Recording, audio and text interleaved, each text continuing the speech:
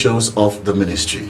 Additionally, he added the EFCC were ongoing and advanced, steadily enjoined the general public to ignore any claim to the contrary. In another development, the EFCC says it is investigating several celebrities who may have been involved in currency abuse. In a statement, the EFCC spokesperson Dele Oyewale said some of the celebrities have been summoned by the Commission and have made useful statements. The EFCC also noted that the agency is aware of the viral videos showing Nigerians abusing the naira. The anti-graft agency also commended the public for raising consciousness to the sanctity and sanity of the national currency. The Nigerian Army says it is investigating the alleged killing of a lady, Hawakulu Tabra, by a soldier, director of Army Public Relations, Major, with whom she was in a romantic relationship. Major General Wachuku said, contrary to reports by an online platform, the suspect was not a former member of terror group Boko Haram. The army expressed heartfelt condolences to the family of the deceased and assured the public that justice would be served in the matter, as no unprofessional conduct or indiscipline within its ranks will be tolerated.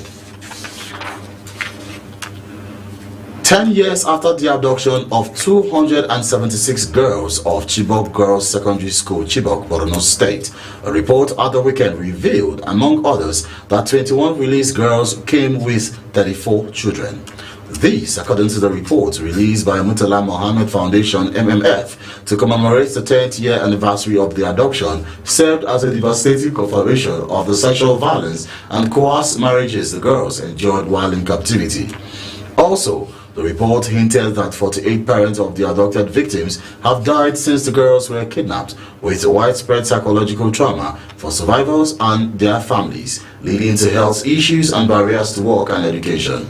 The Chief Executive Officer of the MMF, Dr. Aisha Mohammed Oyebode, in the virtual presentation of the report, stated that the foundation has set up 10 key recommendations that urge the Nigerian government and the international community to collaborate on the delivery and beyond the following priority areas. In other stories, where the National Institute for Cancer Research and Treatment, NICRAT, is working towards establishing a preventive clinic for cancer in each of the 6 geopolitical zones of Nigeria. The Director General of the Institute, Professor Usman Malami Aliyu, made the disclosure at the weekend in Abuja during a one-day retreat for health journalists organized by the Institute in collaboration with the International Society of Media in Public Health. He decried the lack of facilities where Nigerians could go specifically for cancer screening, adding that the select tertiary hospitals for the preventive clinics will have trained health workers as well as mammograph. While speaking at a Salat Dabat festival organized by the former governor of the state, Babangida Aliyu, on his farm in Mina, he said he has directed security men to shoot at sight any thug found threatening the peace within the state. The governor's directive comes on the heels of the resurgence of the activities of thugs, which led to the death of 2 persons and several others injured on Friday night in Mina. And this is news at 3. Just to remind you that you can watch Liberty TV on all social media platforms. You can find Liberty TV on YouTube, Facebook, X, and Instagram. Still to come in the news, Trump's first criminal trial to begin in New York. And when we return in sport, Bayer Leverkusen wins first ever Bundesliga title. Stand by for this and many more after this break.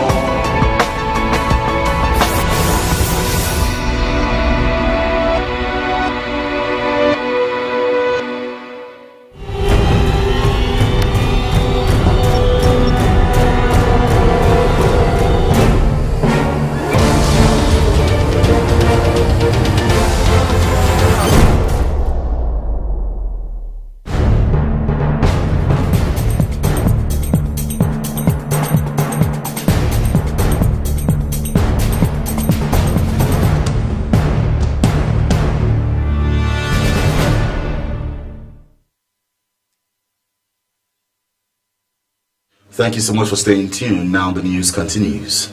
In other stories, nationwide darkness looms as the National Union of Electricity Employees (NUEE) has insisted on withdrawing the service by its acting General Secretary Dominic Ibueke.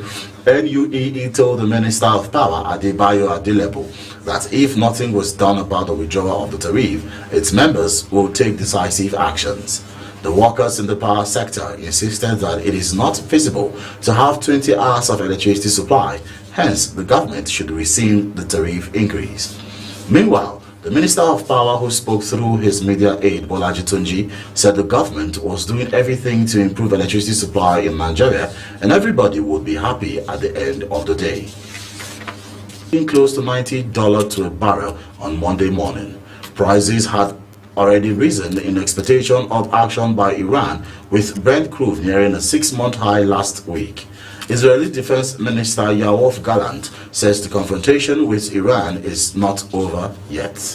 Analysts also said Israel's reaction to the attack will be key to global markets in the days and weeks ahead.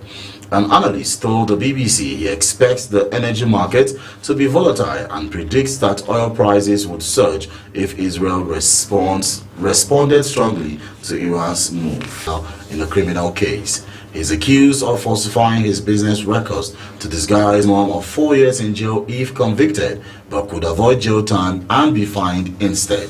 He has pleaded not guilty. Trump's historic trial will take place against the backdrop of his presidential campaign and could ultimately see the presumptive Republican nominee become a convicted felon months before voters head to the polls in November. Bayer Leverkusen lifted the Bundesliga title for the first time in their 120-year history on Sunday.